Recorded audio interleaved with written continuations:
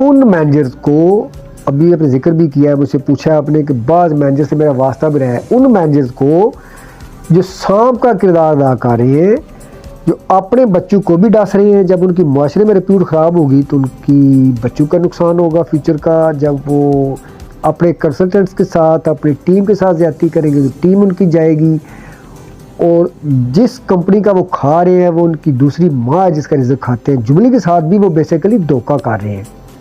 ठीक है जी।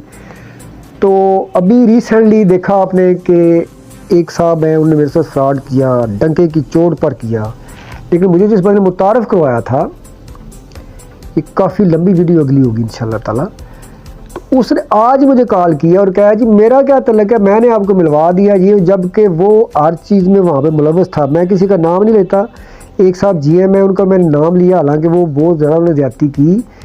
मैं नाम इसलिए लूँगा